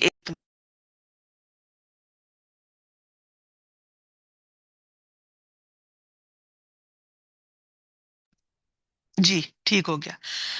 ہاں جی، میں کدھر تھی؟ تو اس صرف یاد کرنا ہی نہیں ہوتا، یاد رکھنا بھی ہوتا ہے، اور یاد رکھنا زیادہ اہم ہے۔ بس دعا کیجیے اللہ تعالیٰ سے، اللہ تعالیٰ ہمارا آپ سے ایسا تعلق ہو جائے کہ مجھے ہر وقت آپ یاد رہے۔ اور یہ ابھی آپ کو شاید عجیب سا لگے، مشکل لگے، کسی کو لگے، کسی بھی بگنر کو، کہ پتہ نہیں یاد ہر وقت کوئی کیسے رکھ سکتا ہے۔ آہستہ آہستہ نا آپ کو عادت ہو جائے گی، جس طرح آپ کو ایک ماں کو اپنا بچہ یاد ہوتا ہے، یاد رکھتی ہے، وہ اسے بھولتا نہیں ہے، ماں کو سوتے ہوئے بھی اس کا دھیان اس کی طرف ہوتا ہے۔ تو یہ آہستہ آہستہ آپ کو عادت ہو جائے گی، آپ کوئی بھی کام کر رہے ہیں آپ انکانشیسلی اللہ کو یاد بھی کریں گے، دعائیں مانگ رہے ہیں تو بھی اللہ تعالیٰ کو یاد کر رہے ہیں۔ پھر آپ جب یہ سوچتے ہیں کہ یہ صحیح ہے یا غلط، یہ میرے اللہ کو پسند ہے یا نہیں، یہ اللہ کو یاد رکھنا ہے۔ میں اکثر کہتی ہوں کہ باہر جو لوگ جاتے ہیں، بہت ساری وہاں پہ دین پر اس طرح سے عمل کرنا اس طرح آسان بھی نہیں ہوتا، اس میں کوئی شک نہیں، بہت مشکلات بھی ہوتی ہیں۔ تو باقی تو میں اس وقت میرا ٹاپک نہیں ہے، لیکن جب وہ حلال حرام کا فرق کرتے ہیں تو مجھے بہت خوشی ہوتی ہے، بہت اچھا لگتا ہے۔ اور بعض لوگ کہتے ہیں کہ جی باقی تو سارے برے کام کر رہے ہیں اور آپ حلال حرام کا ڈھونڈتے ہیں دکانوں پر، جی حلال گوشت کون سا ہے، حلال فوڈ کون سی ہے، وہی لینی ہے۔ تو میں کہتی ہوں کہ باقی کام بھی اللہ انہیں ہدایت دے دے گا، وہ برائیاں بھی چھوڑ دیں گے۔ اب کم از کم جو ایک اچھا کام کر رہے ہیں، اگر ہو سکتا ہے کہ اللہ کو اس کا یہ حلال حرام میں فرق کرنا اتنا پسند ہو، باقی معاملات میں بھی اللہ ہدایت دینے والا ہے۔ تو کوئی بھی، صرف باہر ہی نہیں، آج ہم بھی، اور صرف کھانے میں نہیں، میں یہ کہوں گی ہر معاملے میں اگر آپ خیال کرتے ہیں یہ حلال ہے، یہ حرام ہے، یہ جائز ہے، یہ ناجائز ہے، یہ صحیح ہے، یہ غلط ہے، یہ اللہ کو پسند ہے، یہ نہیں پسند، تو یہ آپ نے اپنے اللہ کو یاد رکھا۔ آپ کسی کو کچھ کہنے لگی ہیں، آپ کو بہت غصہ ہے، آپ رک گئی ہیں، آپ نے اللہ کو یاد رکھا، آپ کو کوئی بات یاد آ گئی، حدیث یاد آ گئی، کوئی آیت یاد آ گئی، آپ نے اللہ کو یاد رکھا کہ اللہ کو یہ پسند ہے کہ میں رک جاؤں، میں یہ بات نہ کہوں، میں معاف کر دوں۔ آپ نے معاف کیا، آپ نے اللہ کو یاد رکھا۔ آپ نے کسی کو کچھ دیا، اللہ کو یاد رکھا۔ کچھ کوئی بھی معاملہ کیا، آپ اس میں یہ ذہن میں رکھ رہی ہیں، تو یہ اللہ کو یاد رکھنا ہوتا ہے، اور یہ زیادہ ضروری ہے۔ اب اس کی کچھ تفصیلات دیکھ لیتے ہیں، میں سلائیڈ کی فارم میں آپ سے شیئر کر دیتی ہوں، ورنہ ٹاپک تو اتنا خوبصورت ہے، اتنا کچھ ہے اس میں۔ ذکر کے مختلف معنی، دل میں اللہ کو یاد کرنا اور یاد رکھنا، یہ سب سے امپورٹنٹ۔ پھر اس میں کیا ہے؟ اٹھتے بیٹھتے ہر حال میں اللہ کا ذکر کرنا، الحمدللہ، ماشاء اللہ وغیرہ کچھ بھی کہنا، سبحان اللہ، تبارک اللہ، اور سبحان اللہ سارا دن، بسم اللہ، اعوذ باللہ۔ پھر قرآن اور شریعت کے احکامات بیان کرنا، درس، واعظ، نصیحت، وہ بھی ذکر ہے۔ پھر تسبیح، تحلیل اور تکبیر، سبحان اللہ، یہ اللہ اکبر، اور یہ اس طرح سے یہ سب اس میں شامل ہے، ٹھیک ہے۔ اور اس کا دیکھتے ہیں، اب ان میں سے ایک ایک لفظ ایسا ہے کہ اس پر اتنی اتنی دیر آپ سے بات کی جا سکتی ہے، جو انشاءاللہ تعالیٰ کبھی کریں گے، کہ ابھی فی الحال اتنا ہی، بس آپ سے یہ شیئر کرتے ہیں، صرف آپ کی توجہ دلانی ہے۔ اب ذکر کی اقسام، زبانی بھی ہوتا ہے، قلبی بھی، جسم کے اعضاء کے ساتھ۔ زبانی میں تسبیح و تقدیس، حمد و ثنا، توبہ، استغفار، خطبہ و دعا، نیکی کی دعوت۔ قلبی میں اللہ پاک کی نعمتوں کو یاد کرنا، اس کی عظمت و کبریائی، اس کی عظیم قدرت کے دلائل میں غور کرنا داخل ہے۔ نیز علماء کا شرعی مسائل میں غور کرنا بھی اسی میں داخل ہے۔ اعضائے بدن کے ذکر سے مراد کیا ہے؟ کہ وہ اپنے اعضاء سے اللہ پاک کی نافرمانی نہ کی جائے، بلکہ ان اعضاء کو اللہ تعالیٰ کی اطاعت کے کاموں میں استعمال کیا جائے۔ اور دیکھتے ہیں، بہت ہی خوبصورت ٹاپک ہے، اس کے اب فضائل دیکھ لیتے ہیں۔ یہ حافظ ابن قیم، انہوں نے اپنے رسالے میں اس کے جو فضائل بیان کیے ہیں، شیطان کو دفع کرتا ہے اور اس کی قوت کو توڑتا ہے۔ میں آپ سے پہلے شیئر کر چکی ہوں، لیکن میں نے کہا نا کہ یاد دہانی ضروری ہوتی ہے۔ اللہ تعالیٰ کی خوشنودی کا سبب ہے، دل سے فکر و غم کو دور کرتا ہے، دل میں خوشی پیدا کرتا ہے، سکون، اطمینان، بدن کو خاص طور پہ دل کو قوت بخشتا ہے، چہرے اور دل کو منور کرتا ہے، اللہ تعالیٰ کی محبت پیدا کرتا ہے، رزق کو بڑھاتا ہے۔ باقی تفصیلات بھی آپ دیکھ سکتے ہیں۔ میں انشاءاللہ تعالیٰ یہ ساری سلائیڈز گروپ میں شیئر کروں گی۔ اور مجھے ابھی خیال آیا، اور پہلے بھی ایک بار آیا کہ پھر میں کہیں مصروف ہو گئی، ابھی مجھے زکوٰۃ سے ریلیٹڈ کچھ میسیجز شیئر کرنے ہیں جس میں زکوٰۃ کی بیسک تمام تفصیلات جو ہیں وہ اس میں موجود ہیں، انشاءاللہ تعالیٰ میں شیئر کروں گی۔ اچھا جی، ایمان والوں کا دل کہاں کہاں اللہ تعالیٰ کی یاد سے مطمئن ہوتا ہے، اس کو دیکھتے ہیں۔ اس سے پہلے پھر میں بتا دوں کہ جو ہمارا جو دل ہے، دیکھیں یاد رکھیے گا، ہم انسان جو ہے نا یہ بڑی چیزوں کا کمبینیشن ہے، اس کے بارے میں مختلف رائے، ایک ہمارا جسم ہے، ایک ہماری روح ہے، ایک نفس ہے، اور ایک جان ہے۔ بعض کہتے ہیں نفس تو جان ایک ہی چیز ہے، بعض کہتے ہیں نہیں۔ تو یہ کئی مختلف چیزوں کا کمبینیشن ہے، اس پہ پھر کبھی بات ہوگی انشاءاللہ تعالیٰ۔ تو بات یہ ہے کہ اس میں جو ہماری روح ہے نا، اگر اس کی بات کی جائے تو وہ اللہ کی طرف سے آتی ہے، پھر واپس وہیں چلی جاتی ہے۔ اب اس دنیا کی جو چیزیں ہیں وہ ہمارے جسم کو تو آسائش پہنچا سکتی ہیں، سکون پہنچا سکتی ہیں وقتی طور پر، لیکن ہماری روح کو نہیں ملتا۔ روح کو وہ اللہ کی طرف سے، اللہ کے ذکر سے ہی اسے سکون اطمینان ملتا ہے ہمارے دل کو۔ پھر ہمارے انسان کو اللہ تعالیٰ نے بہترین مخلوق پیدا کیا ہے، اور دنیا جو ہے وہ بہترین چیز نہیں ہے۔ دنیا مجھے یہ لفظ استعمال کرنے دیجئے، یہ لفظ یہی اسی طرح ہمارے سامنے آتا ہے، دنیا ایک رذیل، ایک گھٹیا چیز ہے آخرت کے مقابلے میں۔ اب انسان بیسیکلی اللہ کی ایک بڑی اعلیٰ مخلوق ہے۔ اب وہ دنیا اسے راضی کر ہی نہیں سکتی، دنیا اسے پورا خوش اور مطمئن کر ہی نہیں سکتی۔ تو انسان جو ہے وہ ایک اعلیٰ چیز ہی کوئی ہوگی تو اس کے دل کو، اس کی روح کو سکون ملے گا، مطمئن کرے گی، ادروائز ناٹ۔ تو اللہ کا ذکر ہی ہو سکتا ہے جو اسے سکون دیتا ہے، اور یہ آپ آزما کر دیکھ لیجئے۔ اس آیت کریمہ کو تو چاہے اپنے ہاتھ سے لکھ کر اپنے گھر میں لگا لیجئے، اچھا لکھا بھی کیجئے، قرآن مجید بڑا سکون ملتا ہے۔ قرآن مجید کو دیکھ کر بھی پڑھا کریں، ہاتھ میں مصحف لے کر بھی پڑھا کریں، زبانی کچھ حفظ بھی کیا کریں، اور زبانی بھی پڑھا کریں، مختلف طریقے سے پڑھا کریں، کبھی لکھا بھی کریں، لکھ کر نا خوبصورت طریقے سے اپنے گھر میں لگائیں، یاد کر لیں۔ تو جگہ جگہ آپ اپنے گھر میں خود اپنے ہاتھ سے لکھ سکتی ہیں یہ بیت الخلاء میں جانے کی، داخل ہونے کی دعا، اگر کسی کو یاد نہیں ہے باہر لکھ کر لگا دیں، باہر آنے کی دعا، اور اس طرح سے یہ دونوں باہر ہی لکھ کر لگا دیں۔ اور بھی کوئی بھی آپ کی دعائیں، وضو کے بعد کی دعا وہ یاد نہیں ہو رہی، وہ باہر آ کے کہیں لگا دیں، وہ پڑھ لیں۔ اس طرح سے کچھ ایسی آیات اپنے ہاتھ سے لکھ کر بہت آپ اچھا محسوس کریں گے۔ تو سکون اور اطمینان، اس میں کوئی دو رائے ہے ہی نہیں، شک ہے ہی نہیں، آپ آزما کے دیکھ لیجیے، اللہ کی یاد میں ہے۔ اب اللہ کی یاد میں کتنا کچھ میں نے بتا دیا، یہ ذکر میں سب کچھ آتا ہے۔ تو اللہ کی یاد کا بہانہ رکھیے، اللہ کو یاد کرنے کے بہانے ڈھونڈیں، تو جتنا یاد کریں گے اتنا دل مطمئن رہے گا آپ۔ اب یہاں پر مزید دیکھتے ہیں ایمان والوں کا دل کہاں کہاں اللہ کی یاد سے مطمئن ہوتا ہے۔ تنہائی کی مشکلات میں انسان کا دل اللہ تعالیٰ کی یاد سے مطمئن ہو جاتا ہے۔ معاشرے میں رہتے ہوئے ظلم برداشت کرتے ہوئے اپنے آپ کو ہر شر اور ہر زیادتی سے اللہ تعالیٰ کی پناہ میں سمجھ کر مطمئن ہو جاتے ہیں۔ ایمان والے مصیبت میں اللہ تعالیٰ کو یاد کر کے مطمئن ہو جاتے ہیں۔ حسبنا اللہ و نعم الوکیل، ہمارے لیے اللہ ہی کافی ہے، وہی کارساز ہے۔ جو دل سے کہتے ہیں نا، جتنا آپ کا ایمان ہوگا وہ واقعی اللہ پہ کافی ہو جاتا ہے۔ اس میں کوئی شک نہیں ہے کہ انسانوں کو انسانوں کی ضرورت پڑتی ہے، رونق بھی محسوس ہوتی ہے، اللہ نے رشتے ایسے بنائے ہیں، لیکن آہستہ آہستہ سب نے کبھی نہ کبھی، والدین نے بھی ہمیں چھوڑ کر جانا ہے، ہمارے لائف پارٹنر جو ہوتے ہیں وہ بھی ہمیں چھوڑ کر کسی ایک نے تو پہلے جانا ہے۔ باقی بچے زندگی میں ویسے ہی دور چلے جاتے ہیں اپنی نوکریوں کی تلاش، پہلے ایجوکیشن کے لیے، پھر اپنی جابس کے لیے۔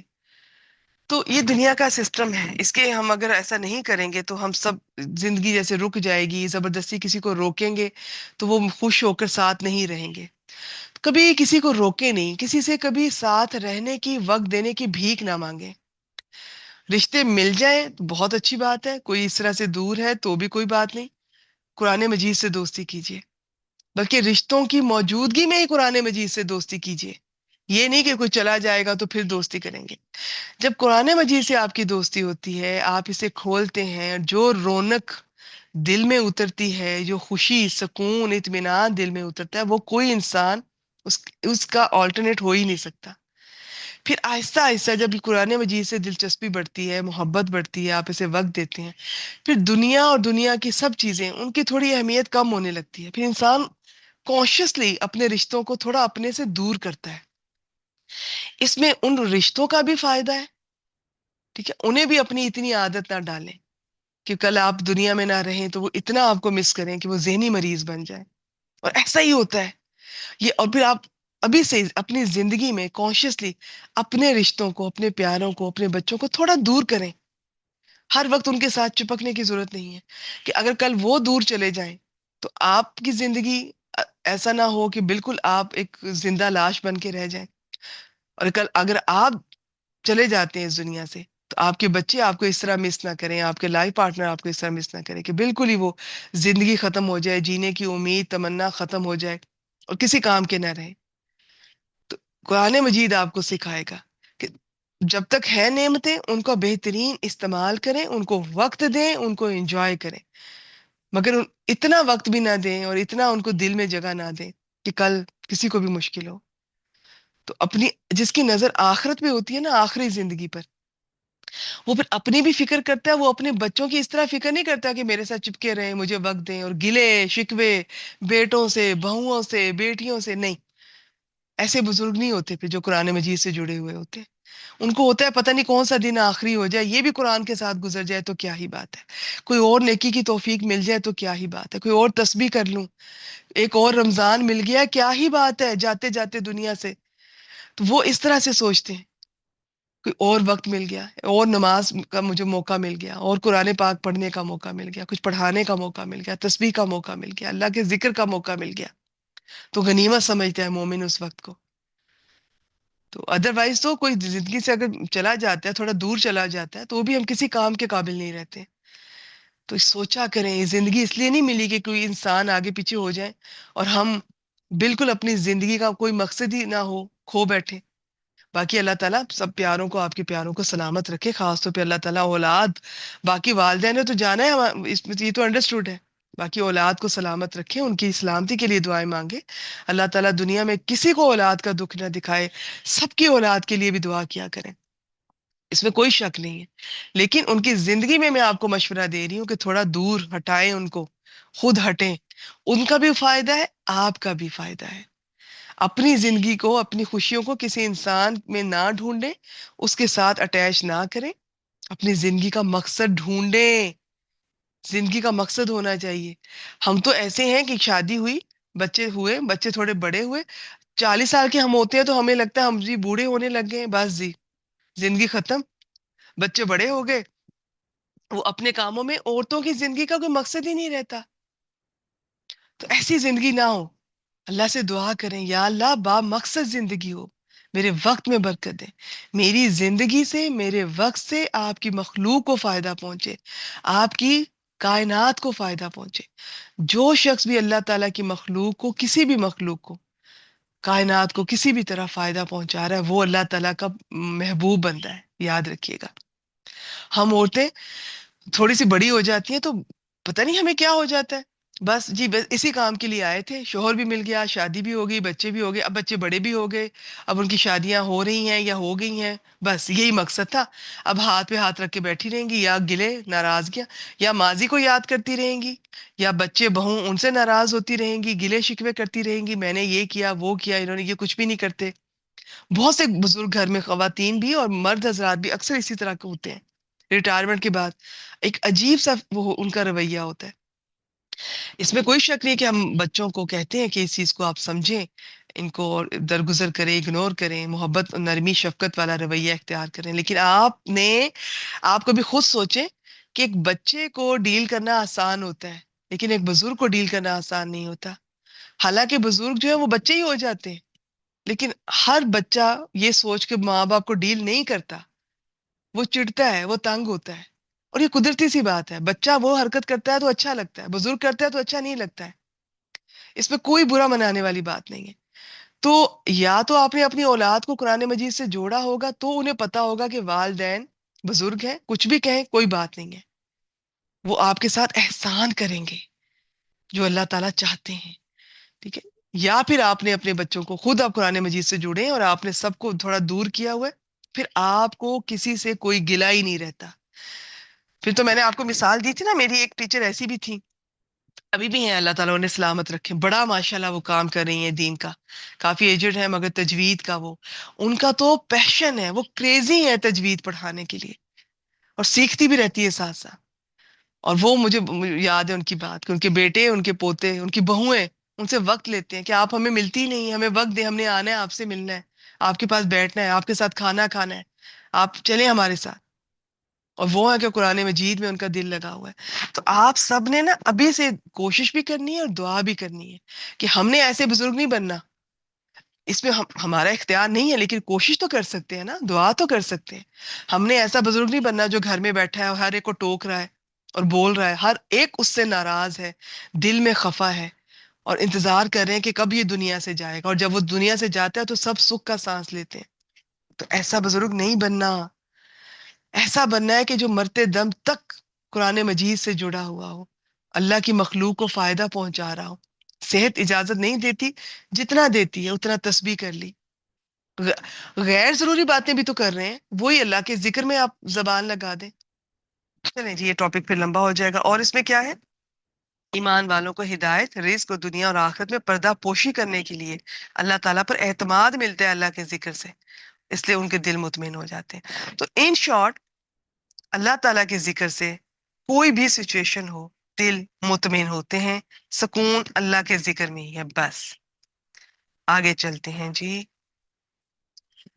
سورہ ابراہیم شروع ہوگی. اس کی 7ویں آیت ایک آپ کے لیے سلیکٹ کی. بسم اللہ الرحمن الرحیم. وَإِذْ تَأَذَّنَ رَبُّكُمْ، اور جب تمہارے رب نے صاف اعلان کر دیا، لَإِن شَكَرْتُمْ، کہ بے شک اگر تم شکر کرو گے، لَأَزِيدَنَّكُمْ، اب یہ زبر والا لام، لام تاکید، اور یہ نون سکیلا، نون مشدد، ان کا کمبینیشن آ گیا تو ضرور بس ضرور میں تمہیں زیادہ دوں گا. والا ان کفرتم، اور بے شک اگر تم ناشکری کرو گے، ان عذابی لشدید، بے شک میرا عذاب یقیناً بہت سخت ہے.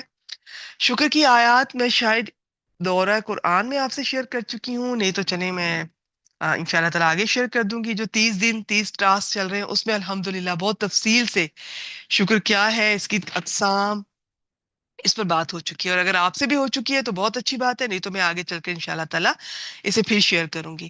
دہرا دیتے ہیں کہ اب شکر کیا ہے. کہ ایک تو یہ سمجھنا کہ جو بھی ملا ہے اللہ تعالیٰ کی طرف سے ملا ہے، اپنی صلاحیت، اپنی اسمارٹنس، ہارڈ ورک، انٹیلیجنس، خود کو کریڈٹ نہیں دینا. سیکنڈ، جو بھی نعمت ملی ہے اسے اللہ کے راستے میں لگا دیں، اللہ کی مخلوق کو اس سے فائدہ پہنچانا شروع کر دیں. تو یہ شکر ہے، اور اس سے نعمتوں میں اضافہ ہوگا. باقی یہ کہ اگر کوئی ایسا نہیں کرتا ہے تو یعنی کہ اب کفر، یہاں پر کفر سے کیا مراد ہے؟ بیسیکلی کفر کا معنی چھپانا ہوتا ہے. کافر اس کو کسان کو بھی کہتے ہیں عربی میں، وہ مٹی میں بیج کو چھپا دیتا ہے. پھر کافر رات کو بھی کہتے ہیں، وہ سب کو چھپا لیتی ہے. تو چھپانا کافر کو کیوں کہتے ہیں؟ وہ حق کو چھپاتا ہے. پھر اس میں ناشکری کا معنی بھی ہوتا ہے، نعمتوں کو چھپا لیتا ہے، ذکر ہی نہیں کرتا. تو یہاں پر، اب یہاں پر کفر سے کیا مراد ہے؟ جو نعمتوں کا نہ ذکر کرتا ہے، یا خود کریڈٹ لیتا ہے، یا پھر ان نعمتوں کا غلط استعمال کرتا ہے. تو اس سے ریلیٹڈ کچھ سلائیڈ آپ سے شیئر کرتی ہوں، ان میں سے کوئی بات اگر آپ کو فائدہ دے. کفران نعمت کیا ہے اور اس کا نتیجہ کیا نکلتا ہے؟ کفران نعمت سے مراد ہے دل سے اللہ تعالیٰ کی نعمت کا اعتراف نہ کرنا، نعمتوں پہ اللہ تعالیٰ کی حمد و ثنا نہ کرنا، اور انہیں اللہ کی رضا کے مطابق استعمال نہ کرنا. اس کا نتیجہ کفران نعمت کرنے والے سے نعمتیں واپس لے لی جاتی ہیں، نعمت کا اثر انسان کے دل سے مٹ جاتا ہے. بعض اوقات نعمت کسی کے لیے مصیبت بنا دی جاتی ہے. ایسا بھی ہوتا ہے جب ہم نعمت کا شکر نہیں ادا کرتے، صحیح استعمال نہیں کرتے، اولاد عذاب بن جاتی ہے بعض اوقات، اور نعمت والے پر نعمت ہی کی وجہ سے مصیبتیں آ جاتی ہیں. کفران نعمت کے نتیجے میں لوگ اس سے حسد کرنے لگ جاتے ہیں. کفران نعمت کی وجہ سے دنیا میں بھی عذاب آتا ہے، آخرت میں بھی عذاب ملتا ہے. ایک اور سلائیڈ دیکھتے ہیں اور اس کو سمجھتے ہیں. کفران نعمت کی وجہ سے انسان تکبر کرنے لگتا ہے، سرکشی کرتا ہے، فساد پھیلاتا ہے، عیش و عشرت کرتا ہے۔ کفران نعمت کی وجہ سے انسان رشتہ داروں اور محروم طبقات کے پھر پورے حقوق ادا نہیں کرتا، دوسروں کی نفرت کا نشانہ بنتا ہے۔ انسان اللہ کی دی ہوئی دولت کا اچھا استعمال نہیں کرتا، کفران نعمت کی وجہ سے باہمی تعاون کا ماحول پیدا نہیں ہوتا، انسان کے اندر ہرس پیدا ہو جاتی ہے، پھر انسان کا مال غلط جگہوں پہ بے حیائی اور برائی اور گناہوں کے کاموں میں استعمال ہوتا ہے۔ تو یہ اب آپ نے یہ جو کہتے ہیں نا نعمت کا شکر ادا کرو، تو شکر صرف یہ نہیں کہ زبان سے شکر ادا کر دیا، آپ نے اپنے اعضاء کو اللہ کی اطاعت میں لگانا ہے، یہ بھی شکر ہے۔ شکر جو ہے وہ دل سے بھی ہوتا ہے، زبان سے بھی ہوتا ہے، اعضاء سے بھی ہوتا ہے، اور ان اپنے اعضاء کو بھی اللہ کی اطاعت کے راستے میں لگانا ہے اور اپنی ان نعمتوں سے لوگوں کو فائدہ پہنچانا ہے۔ آپ نے نا آج جائزہ لینا ہے، میرے پاس ایسا کیا ہے کہ جو میں اللہ کی مخلوق کو دے سکتی ہوں۔ آپ کچھ پڑھا سکتی ہیں، آپ کچھ سکھا سکتی ہیں، آپ کو کوکنگ آتی ہے، اسٹیچنگ آتی ہے، کوئی علم، کوئی آپ کو ٹاپک سبجیکٹ، یا آپ کسی کو مشورہ بہت اچھا دیتی ہیں، اب مشورہ دینا شروع کر دیں فی سبیل اللہ۔ زندگی میں کوئی کام ایسا بھی کیجئے جو صرف اللہ کے راستے میں ہو، اللہ کی رضا کے لیے، اس پہ کوئی پیسہ نہ لیجئے۔ باقی جو اللہ نے اسکل دیا آپ بالکل پیسہ لے سکتی ہیں، آپ دین کے علم، آپ دین کا جو پڑھا رہی ہیں، سکھا رہی ہیں، اس پہ بھی آپ ہدیہ لے سکتے ہیں۔ لیکن زندگی میں کوئی ایک کام ایسا ضرور کیجئے گا جو ٹوٹلی اللہ کے لیے، اللہ کی مخلوق کے لیے، اور اس پہ کوئی پیسہ نہ لیجئے۔ چاہے مہینے میں ایک دن رکھ لیں، آپ اگر ہر روز نہیں کر سکتی، ہفتے میں ایک دن اگر آپ کر سکیں تو اس کا یہ ہے کہ وہ اللہ کے لیے کریں۔ آپ دیکھیں آپ کی زندگی میں خیر و برکت کیسے دوڑ کر بھاگ کر آتی ہے۔ چلیے جی، کلاس کا ٹائم ہو چکا ہے، دو آیات رہتی ہیں سورہ ابراہیم 41، انہیں ہم میں سے سب واقف ہیں۔ ان کے بارے میں ایک یہ بتا دوں، ایک تو ہم یہ لفظ ان میں غلط پڑھتے ہیں، ہم مقیم الصلاح پڑھتے ہیں، یہ میم پر زبر کے ساتھ ہے۔ سیکنڈ، ہم نماز میں یہ دعا پڑھتے ہیں۔ بس میں اتنا بتا دوں، اگر آپ نماز میں تشہد میں بیٹھ کر اور درود ابراہیمی کے بعد یہ دعا پڑھتے ہیں تو ٹھیک ہے، پڑھ لیجئے، لیکن اگر آپ چاہتے ہیں کہ مجھے یہ پتا چلے کہ مسنون دعا کیا ہے تو وہ یہ نہیں ہے۔ نبی اکرم صلی اللہ علیہ وآلہ وسلم تشہد میں درود کے بعد کچھ اور دعائیں پڑھتے ہیں، وہ آپ پتہ کیجئے، نماز کے ہمارے کورس میں پراپر وہ ترجمہ اور تجوید کے ساتھ کروائی جاتی ہیں، تو انہیں یاد کیجئے، وہ اتنی خوبصورت ہے، ان کا ترجمہ آپ دیکھیں۔ اور دیکھیں، بات یہ ہے کہ میں مقابلہ نہیں کر رہی ہوں، قرآن مجید کا تو مقابلہ ہے ہی نہیں، اور یہ خود اتنی پیاری دعا ہے، یہ تو میں آپ کو کہنے جا رہی ہوں کہ یہ بھی یاد کریں، یہ بھی پڑھنی ہے۔ سورہ ابراہیم 40 اور 41 ابراہیم علیہ السلام کی دعائیں پڑھنی ہے، آپ انہیں بھی پڑھ لیں نماز میں، مگر وہ بھی ساتھ شامل کریں، کیونکہ نبی اکرم صلی اللہ علیہ وآلہ وسلم جب انہوں نے تشہد میں اس موقع پر یہ دعا نہیں پڑھی، وہ دوسری پڑھی ہے، تو کچھ تو ہے نا ان دعاؤں میں، پھر سنت پہ عمل بھی ہوگا، اور پھر ان میں، اور نماز ہے کیا؟ شروع سے آخر تک دعا ہی دعا ہے۔ آپ وہ ذرا دعائیں پڑھیے گا، اس میں زندگی کا، دنیا کا، آخرت کا، دجال سے بچاؤ، سب دعائیں آ جاتی ہیں۔ تو وہ ترجمہ پڑھیں گے تو آپ کو اندازہ ہوگا۔ میرے ذہن میں نہیں رہا، میں کم از کم وہ دعائیں آپ سے اسکرین شاٹ شیئر کر دیتی، چلیں مجھے انشاءاللہ تعالی خیال آتا ہے نا میں گروپ میں شیئر کر دیتی ہوں۔ تو یا وہ ہمارے ہاں چل رہا ہے کورس، ابھی رمضان اسپیشل بھی چل رہا ہے، نماز کا ترجمہ اور تفسیر اس کا تجوید کا، تو ضرور آپ پڑھیں ان کو۔ باقی یہ دیکھتے ہیں، بسم اللہ الرحمن الرحیم، ربی جعلنی، اے میرے رب مجھے بنا، کیا بنا؟ مقیم الصلاح، نماز قائم کرنے والا۔ اب دیکھیے کچھ باتیں ہیں، سب سے پہلے اس آیت سے پتا چلتا ہے کہ دعا سب سے پہلے اپنے لیے مانگنی چاہیے، ٹھیک ہے؟ تو یہ اللہ تعالیٰ نے یہ دعائیں ہم سے شیئر کی ہیں، انہیں سکھائی ہیں اور انہوں نے یہ پڑھی ہیں، اگر اس میں کوئی کمی بیشی ہوتی تو اس طرح شیئر نہ کی جاتی۔ تو سب سے پہلے اپنے لیے مانگا کریں اور دوسروں کے لیے خوب مانگیں، مگر یہ کہ اس آیت سے یہ دلیل سامنے آتی ہے کہ سب سے پہلے اپنے لیے مانگیں، اور پھر نماز کو قائم کرنے والا۔ کبھی دعا مانگی ہے کہ یا اللہ مجھے نماز کو قائم کرنے والا بنا دے؟ اتنی دنیا مانگتے ہیں، نہ ہم اپنی یہ اس طرح کی دعائیں مانگتے ہی نہیں ہیں، اور نہ کبھی یہ سوچا، خیال آیا کہ موت کے وقت کیا حالت ہوگی، اس کی دعا انسان ابھی سے مانگے کہ اللہ تعالیٰ وہ مرحلے آسان فرمائے، قبر میں کیا ہوگا اس کی دعا ابھی سے مانگے، یوم محشر کیا ہوگا اس کی دعا ابھی سے مانگے، پل صراط پہ کیا ہوگا اس کی دعا ابھی سے مانگیں۔ بہت سی دعائیں ہیں جو مانگا کریں. میں کہتی ہوں دنیا مانگے، میں نہیں کہتی دنیا نہ مانگے. دنیا بھی مانگے اور یہ دعائیں بھی کریں، اور اپنے لیے بھی کریں اور اپنے پیاروں کے لیے بھی اور سب مسلمانوں کے لیے بھی. یہ دعا اتنی مجھے پسند ہے ابراہیم علیہ السلام کی کہ اس میں اتنے ہمیں ایٹیکیٹس پتہ چلتے ہیں دعا مانگنے. اب اس میں یہ پتہ چل رہا ہے کہ جی نماز قائم کرنے والا، اور پھر کہتے ہیں وَمِن ذُرِّيَّتِي، ذریت، نسل، اولاد، اور میری اولاد میں سے بھی. انہوں نے اتنی دنیا چھوڑ کر نماز قائم کرنے والے کی دعا کیوں مانگی؟ ان کو پتا تھا نا اس میں کیا ہے، ہمیں پتا نہیں ہے. جس کا جتنا ذہنی لیول ہوتا ہے نا اس حساب سے وہ بات کرتا ہے، اور وہ اسی حساب سے سوال کرتا ہے، انسانوں سے بھی اور اللہ سے بھی. تو پیغمبروں کا جو ذہنی لیول تھا اس کی تو کیا ہی بات ہے. اب آپ دیکھیں کہ وہ کیا مانگتے ہیں اور ہم کیا مانگتے ہیں. تو کوئی بات نہیں، ہم چھوٹے سے ہیں، کمزور سے انسان ہیں. ہم ابراہیم علیہ السلام سے سیکھتے ہیں کہ ہم نے جی نماز قائم کرنے والا دعا مانگے ہیں اس رمضان میں کہ اللہ تعالیٰ آپ کو 5 وقت کا پکا نمازی بنا دے.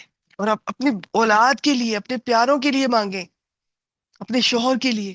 اکیلی میں ہی نمازیں پڑھی چلی جا رہی ہوں، تلاوت ہو رہی ہے، کورس پہ کورس ہو رہے ہیں، اور گھر والے میرا اس سے کوسوں دور ہے. اچھا ایسا ہوتا ہے اکثر دین سے جڑے ہوئے لوگوں کے گھر والے، ضروری نہیں ہے کہ اسی لائن پر آ جائیں، لیکن بہت دفعہ اس لائن پر ہوتے بھی ہیں. تو کبھی مایوس نہ ہو، اللہ سے دعا کریں، کوشش جاری رکھیں. آ جائیں گے یہ بھی انشاءاللہ تعالیٰ، یہ بھی جڑ جائیں گے. تو ان کی فکر بھی کریں، لیکن نرمی سے، محبت سے، شفقت سے، اعلیٰ اخلاق سے. تانا نہیں دینا انہیں کبھی یہ نہ لگے کہ آپ نے 2 کورس کر لیے اور آپ اللہ والی ہو گئی ہیں، وہ خود ہی آپ سے کھچے کھچے رہنے لگے، دور ہو جائے، انہیں اپنا آپ گناہ گار لگنے لگے. تو لوگوں سے آپ جائے جتنی بھی بڑی عالمہ فاضلہ بن جائے، لوگوں سے ان کے زبان میں بات کیا کریں، ان کے لیول پر آ کر بات کریں، انہی کے الفاظ میں، انہی کی زبان میں بات کریں. اب ایک عام انسانوں میں ہم گئے اور وہاں پہ میں عربی میں بات کرنا شروع کر دوں، ایسا نہیں ہونا چاہیے. ایون جب کسی سے ملتے ہیں تو ضروری نہیں کہ آیات بھی پہلی بار عربی میں سنائیں. آپ ماحول کے مطابق کبھی آپ ان کو ترجمہ بھی بتا سکتی ہیں، صرف حدیث کا بھی صرف ترجمہ شیئر کر دیں. ان کے تو ترجمے میں بھی اتنا اثر ہے. ربنا، اے ہمارے رب، وتقبل دعا. اب میں اس کی کیا تعریف کروں. سورۃ البقرہ میں بھی ابراہیم علیہ السلام جب کعبہ کی بنیادیں بلند کر رہے تھے، ساتھ ان کے بیٹے اسماعیل علیہ السلام تھے، وہاں بھی دعا کرتے ہیں ربنا تقبل منا انک انت السمیع العلیم. تو ایک تو دعائیں بھی کر رہے ہیں، ساتھ اچھے اچھے کام بھی کر رہے ہیں. پیغمبر ہیں وقت کے، اتنے جلیل القدر، اللہ تعالیٰ کے محبوب ترین بندوں میں سے، مگر ساتھ دعا کر رہے ہیں اے ہمارے رب میری دعا قبول کر. کبھی میں نے اور آپ نے اس طرح سوچا؟ اول تو ہم دعائیں مانگتے نہیں ہیں، ہمیں دعا مانگنی آتی نہیں ہے. ہم قبروں پہ جائیں گے، ہم لوگوں سے کہتے پھریں گے اور خود نہیں مانگیں گے. خود ہمیں اچھا، ہم میں سے بعض اتنے معصوم ہوتے ہیں، اللہ تعالیٰ ہم سب کو یہ ہدایت دیں، ہمیں پتہ ہی نہیں ہے کہ خود بھی اللہ تعالیٰ سے ڈائریکٹ مانگتے ہیں. اچھا یا تو دعا مانگنی نہیں آتی، دعا مانگنی آتی تو صرف دنیا مانگتے ہیں. اب دیکھیں کہ یہ کیا مانگتے ہیں پیغمبر. قرآن مجید سکھائے گا کون سے پیغمبر کیا مانگتے رہے ہیں. تو یہ مانگے، اور پھر ابراہیم علیہ السلام کو اتنی عاجزی، ان میں اتنی فکر، وہ بار بار کہتے ہیں کہ یا اللہ میری دعا قبول کر لے، یا اللہ میرا یہ عمل قبول کر لے. اپنی عادت بنا لیجیے، اپنی یہ دعائیں یاد کر لیں یا اردو میں یاد کر لیں.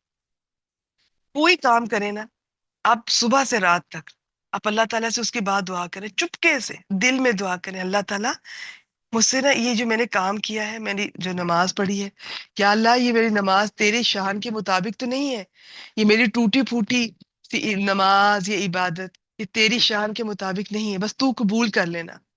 کوئی نیکی کریں، صدقہ دیں، کوئی اچھا کام کریں، کہیں صبر کریں، کہیں شکر کریں، کہیں کسی کو معاف کریں، فوراً اللہ تعالیٰ یہ میں نے آپ کے لیے کیا ہے، مجھ سے قبول کر لیں.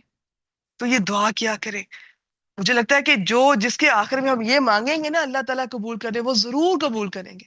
اور بہت ساری جن کا ہمیں گمان رہا، آج میں نے نماز بہت اچھی پڑھی، آج مجھے ایک خیال بھی نہیں آیا دنیا کا، اتنے خشوع و خضوع سے پڑھی، پتہ نہیں وہ قبول ہوئی کہ نہیں ہوئی. اور جس کے آخر میں مجھے ڈر لگا رہا کہ آج اتنے وسوسے آئے، پتہ نہیں قبول ہوئی کہ نہیں، اللہ تعالیٰ پلیز قبول کر لیجیے گا. یقیناً وہ ہوگی انشاءاللہ تعالیٰ. آج کی آخری آیت بسم اللہ الرحمن الرحیم اسی کا حصہ ہے. ربنا اغفر لی، اے ہمارے رب مجھے بخش دے. پیغمبر دعا مانگ رہے ہیں. یہ ہمارے لیے ہے. والی والدیہ، اور میرے ماں باپ کو، وللمؤمنین، اور ایمان والوں کو، یوم یقوم الحساب، جس دن حساب قائم ہوگا. پیغمبروں کی دعاؤں پہ غور کیا کریں. انہیں اللہ کی طرف سے خاص علم ہوتا ہے ان کے پاس. وہ دنیا کو بھی اور انداز سے دیکھتے ہیں، آخرت کو بھی اور انداز سے دیکھتے ہیں. ہر پیغمبر کو انشاءاللہ تعالیٰ، اللہ تعالیٰ سے میری دعا ہے، میری بڑی خواہش ہے، مجھے یہ قصص الانبیاء بھی میں کروانا چاہتی ہوں. اور صحابہ کرام کی سیریز کو شروع کی تھی، اور اس میں ہم نے الحمدللہ یہ 4 جو خلفائے راشدین، پھر عشرہ مبشرہ دیکھے اور کچھ اور، لیکن سلسلہ بیچ میں رک گیا. تو وہ بھی اللہ تعالیٰ سے دعا ہے کہ وہ چاہے مختصر کریں. یہ ہستیاں ہیں، ان کو دیکھیں، ان سے سیکھیں، اور خاص طور پہ انبیاء کی دعاؤں پہ غور کیا کریں. یہ کیا مانگتے ہیں، ہم بھی اسی طرح ان کو فالو کریں. چلیے جی، آج کے لیے اتنا ہی. بہت کچھ میرے ذہن میں تھا، دل میں تھا، رہ گیا، کوئی بات نہیں. اللہ تعالیٰ سے میری دعا ہے ہمیشہ کی طرح کہ جو میں کر سکی، کہہ سکی، اس میں اثر ڈال دیں، آپ کے دلوں تک پہنچے، آپ کو فائدہ ہو، اور آپ اس سے سیکھیں، اس پر عمل کریں اور آگے پہنچائیں. یہ چین رکنی نہیں چاہیے. وآخر دعوانا